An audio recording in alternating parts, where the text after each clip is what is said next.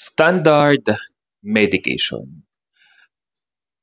Ipagpalagay natin na talagang mahihirapan na talaga na makarecover at we are hopeless pagdating sa medication na ginagawa sa pamilya natin at kung ikaw mismo ay nakararanas nito na pabalik-balik at tila yun at yun ang sistema, doon na po tayo.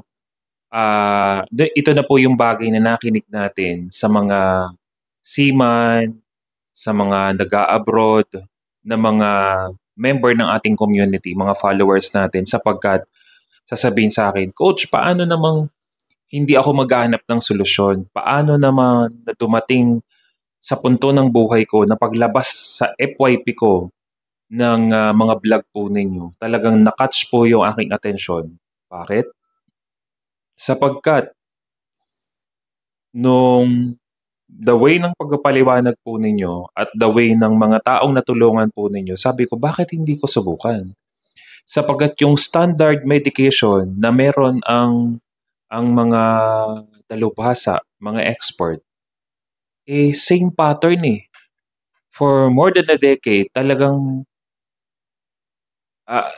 actually marami naman na tayong member ng ating community na mga nasa medical field na naging open na talaga sa ganito at nagpapasalamat talaga ako sa Panginoon sapagkat na-enlighten sila na masubukan ito sapagkat kitang-kita din naman nila sa kanilang mga pasyente kung anong nangyayari sapagkat naalala ko noon nung ako ay nasa Lobo District Hospital.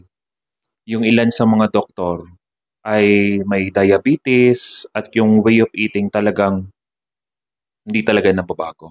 At meron pa akong nakausap doon na doktor na more on hindi talaga siya yung nagpe-prepare ng pagkain. Madalas siya ay fast food, madalas ay order lang talaga. At hindi na siya siyempre namomonitor yung quality ng pagkain na nakakain niya. Basta alam niya na may gamot siya na iniinom. Pero kung pagbabasihan natin ang standard na meron talaga ang mga expert patungkol sa medication, syempre, kung halimbawa ko ay may bacteria na, mayroon kang TB o may pneumonia ka, may diabetes ka o anumang sakit na meron ka na medyo matindi na talaga, syempre merong tinatawag dyan na 6 na buwan hanggang 1 taong gamutan na kailangan ubusin mo talaga, tapusin mo talaga yung gamot mo.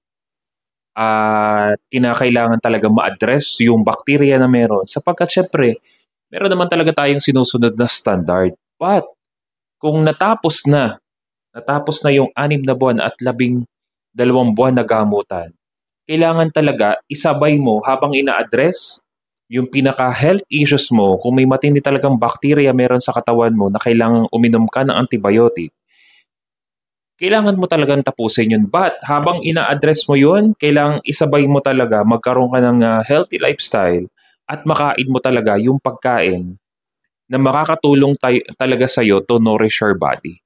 Sapagkat kung basta ka nalang aasa at mayroon kang iniinom na gamot tapos hindi ka naman nagkaroon ng proper way of eating, unhealthy pa rin ang mga kinakain mo, ako na po magsasabi sa'yo.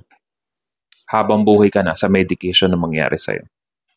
Kinakailangan talaga magkaroon ka ng physical mobility, exercise, napakahalaga po ng mga yan.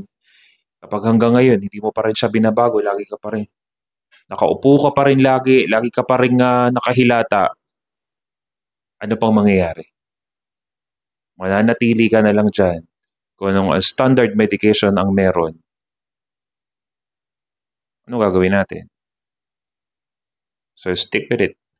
Mananatili ka na lang sa ganyan. Pero congratulations sa mga member ng ating community, sa ating mga kabaka, sa ating mga followers na talagang sinusunod po talaga nila yung mga payo po natin, loob at labas ng bansa, mga nasa mayamang bansa, may kakayanan naman, meron naman silang pera, pero isang biyaya mula sa Panginoon na ginamit po ang inyong lingkod para po ma-address ang mga health issues ng ilan sa ating mga kababayan.